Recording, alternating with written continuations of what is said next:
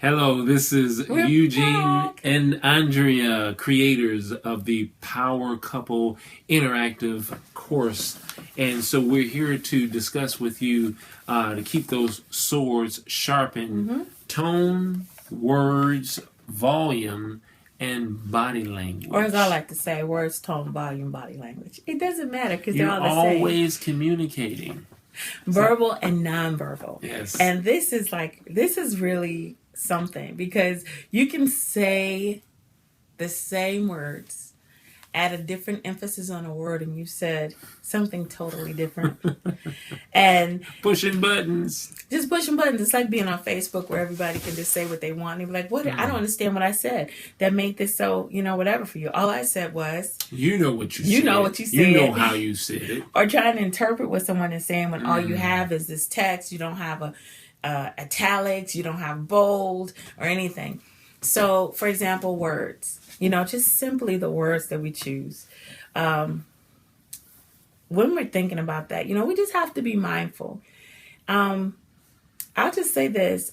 Words that are derogatory, saying something that someone says sounds stupid is calling them stupid. It's a characterization. It's and in a discussion, it adds flames. It just goes and blows everything up. Because it's showing a lack of respect for however that person has perceived something. Yes. So to say your argument is stupid, that's just not the best word to use with someone that you say that you have high regard for. Nice. Which is what respect is. Yes. You say you highly regard them. Why does what they say have to be stupid? Why can't it be, I'm not able to follow your train of your line of reasoning? Why can't it be, I'm really trying to follow you, but I'm really having a hard time hearing what you're saying because I'm not able to connect dots in that way. But not stupid. Or little things like, mine. Look, sweetie. Ooh. Are you kidding me? And I know some people do that, like just they're very endearing. But others pop it into a conversation. Look, precious. Hey, Ooh. sunshine. Hey, sweetie. Look, hun. What about mine? You need to relax. Ooh. That's a cuss word. You need to bring it down and relax. That's a cussing word in our house. Won't you relax? It's been a cuss word for over 20 years. And tell me to relax. Because what you say, now that's my thing. And I know how it is. Everybody has those buttons. Because as I've said before, I'm very, just in my unrefined state, I'm very expressive. I know how now to get myself together, but from the first time we got married, when we were first married, he would be like, you need to relax. And it was in all of the glory of, get yourself together. What is wrong with you? It was just so patronizing. I was like, the heck you will? Lies you tell? You're not going to sit up here and talk about me in my face. So it was like all that went into relax. Calm down.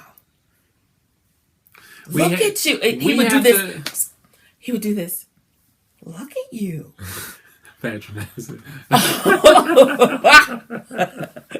Look, and with this disgust, like, I wish, can you see yourself? Look at how you're acting. He would literally say, look at how you're acting. That was long ago, guys. Look at you. And of course, I needed some refinement at the time. I did. But it just never worked well because back then we were trying to see, I'm going to push these little buttons that you have. He has little buttons. That reminds me, don't forget the point that you're on is that I always love the point my wife brought out earlier on in our marriage that hurting people hurt people. Yeah, and I hear sometimes, that a lot. Yeah. And sometimes when we're trying to figure out ourselves and we're coming from, I wouldn't say broken states, but we're coming from states where we're actually trying to patch wounds in our own. They're just human states. We have to walk through stuff. Exactly. We don't come here knowing how we're to deal with people. We're still figuring it out. And as we're figuring it out, we find we learn and understand ways that that actually tear down instead of build up. And so words are important. I mean, you just have to know that they are. And we have a wonderful gift that we all have as individuals. And this is one of the points that we're trying to share in these particular dynamics of communications, word choice. Are we going to walk through where we're talking about volume and? Yeah, I was thinking, but you moved on. I didn't want to move on. I was actually just sharing that with all the ones that we're sharing. These are all different dynamics. Of our communication, verbally and non-verbally. And these are things that we need to become skilled at, and it takes time to actually manifest allow these particular gifts to manifest in such a way that they don't tear down, but they build up. And my last point was, a lot of times those things that we say in our words, our tones, our volume, with the volume and body language, is because there are things, inconsistencies, or things that we have within us that need to continually be worked out. We're all human, and we're all on our own path. So this is not to sit in judgment. Right. But it is just like we're being very careful with our words to you, to not pass judgment. When you're talking to someone and you choose words like I said, stupid, if you choose words like you sound irrational, it just doesn't feel like you want a conversation. I need you to try. We really need you to try to expand your vocabulary a little bit. And what we call those are stabs. That's what we call them, because you're throwing off on me. You're not addressing the point of what I'm saying, right. Or even feeling like I'm not even feeling like you're trying to hear or understand what I'm saying. You're saying that I'm irrational, that I don't make sense in what I'm saying. Perhaps you don't understand it yet, which is perfectly fine to say. I don't understand. I still don't understand what you're saying. I want to understand, but I don't understand. Like we said, sometimes people get hit and they don't like getting hit by a particular word, and so instead of